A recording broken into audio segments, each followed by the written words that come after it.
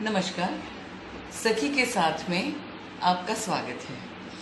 आपके बहुत प्रश्न आ चुके हैं कि आपने देखा कि प्रजनन तंत्र स्त्रियों का कैसे काम करता है और पीरियड क्यों और कैसे आता है। बहुत प्रश्न अभी भी है कि लड़कों को क्यों नहीं पीरियड आते, या अगर आते हैं तो वो कैसे आते हैं। चलो देखते हैं। आज हम जान ही लेंगे कि प्रजनन तंत्र जो लड़का और लड़की दोनों के शरीर में कुछ अलग सा होता है, और अगर साथ में मिलकर काम करे तो ही एक नए जीव का निर्माण हो सकता है। तो लड़कों के अंदर यह तंत्र कैसे काम करता है उसके बारे में आज जानेंगे। मनुष्य जाति की खासियत होती है कि वह अन्य सजीवों की तरह अपने जैसा एक नया जीव का निर्माण करते हैं। स्त्री और पुरुष के प्रजनन तंत्र इसके लिए मिलकर यह निर्माण करते हैं, और स्त्री और पुरुष के कैरेक्टरिस्टिक्स जीन्स द्वारा ये नए जीव में पहुंच जाते हैं। जब लड़के का जन्म होता है तभी से उसके शरीर के अंदर प्रजनन तंत्र मौजूद होता है। जब वह 10-12 साल का हो जाता है तब लड़की की ही तरह उसके मस्तिष्क के पास में रहती पिट्यूटरी ग्लैंड कुछ द्रव्य बनाती है जो मेल रिप्रोडक्टिव सिस्टम को टेस्टीज को एक जो मेल रिप्रोडक्टिव सिस्टम में रहते टेस्टीज को टेस्टोस्टेरोन नाम का हार्मोन बनाने को कहती है। इस हार्मोन की वजह से जो स्पर्म सेल्स अथवा कोशिकाएं टेस्टिस में रहती है वह एक्चुअल स्पर्म्स बनने लगती है। जैसे कि यह देखिए, मेल रिप्रोडक्टिव सिस्टम है जिसमें स्क्राउटम, टेस्टिस और पेनिस यह 3 प्रमुख भाग होते हैं जिनके विशिष्ट कार्य हैं। पहले जब एक लड़का प्यूबर्टी मतलब युवक दशा में प्रवेश करता है तब स्क्राउटम और टेस्टिस बड़े होने लगते हैं।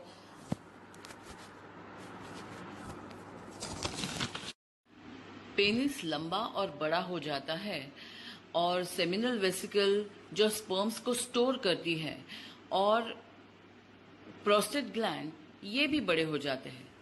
इसी दरमियान लड़के ऊंचे लंबे चौड़े हो जाते हैं। उनके शरीर पर, अंडर आर्म्स में और गुप्तांगों पर बाल और दाढ़ी मूछ उनकी निकल आती है। उनकी आवाज़ भी भारी हो जाती है। इसी वक्त लड़के का शरीर स्पर्म सेल्स अथवा कोशिकाओं में से स्पर्म्स अथवा सीमेन, जिसे स्पर्मेटोजोआ भी कहते हैं, मतलब होता है वो पूंछ वाला स्पर्म जो स्त्री के गर्भाशय में छोड़ा जाता है, वो बनने लगता है। तो लड़कों के प्रजनन तंत्र के 3 प्रमुख कार्य हैं। शुक्रकोशों में से शुक्राणु बनाना, means make semen from sperm cells. पुरुष हार्मोन्स तैयार करना जिससे वह बड़ा दिखे, और तैयार शुक्राणुओं को स्त्री के गर्भाशय में छोड़ना अथवा पुरुष शरीर में से पेनिस द्वारा बाहर निकालना।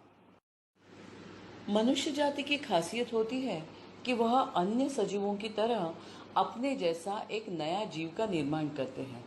स्त्री और पुरुष के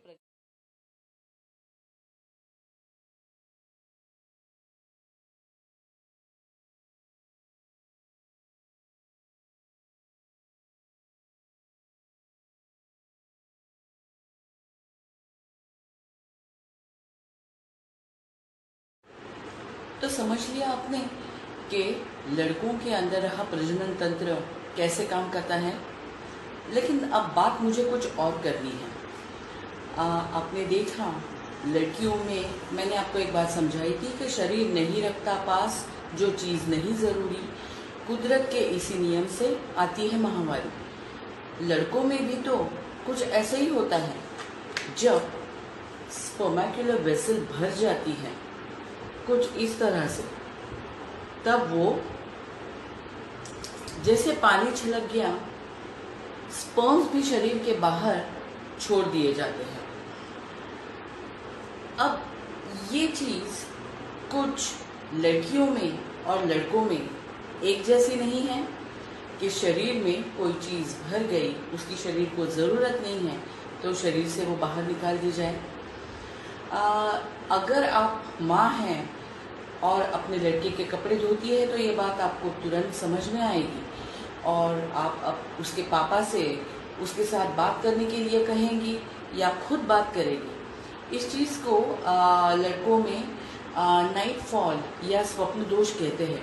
कुछ लड़कों को इस चीज़ का कुछ डर सा भी लगा रहता है, या इस चीज़ से मैं क्या करूं क्या ना करूं, इसके लिए वो कुछ गलत जानकारी लेने लगता है और उसी में से कितनी बार कुछ गलत चीज़ें मन में डालने भी लगता है। अगर ये नहीं करना है तो ये बात आपको अपने लड़के से भी बात करके उसको समझानी है। अब आते हैं लड़कियों के प्रश्न पर कि हम अशुद्ध क्यों हैं। देखिए, ये दोनों चीज़ें कुछ एक जैसी, एक सखी सी है, लेकिन मैंने तो सुना है कि हर प्रार्थना घर में गुरुजी हो, पुजारी जी हो, मौलवी हो या पादरी हो, पुरुष ही तो रहते हैं। अगर उनका भगवान की आराधना पूजा करना भगवान खुदा को मंजूर है तो स्त्रियों का भी मासिक धर्म के दौरान दूर रहना भगवान को निषिद्ध नहीं हो सकता, क्योंकि ये तंत्र भी उसी के बनाए हैं। देखिए, आप प्रार्थना घर में जाए ना जाए, किचन में जाए ना जाए, वो आपकी सूझबूझ के ऊपर डिपेंड करता है। लेकिन लड़कियां कभी भी खुद को अशुद्ध, अपवित्र ना समझे, क्योंकि ये इतनी सी नेचुरल सी बात है और एक अच्छे काम के लिए बनी हुई बात है, तो उसे खुशी खुशी ले और खुशी खुशी जीवन बिताए।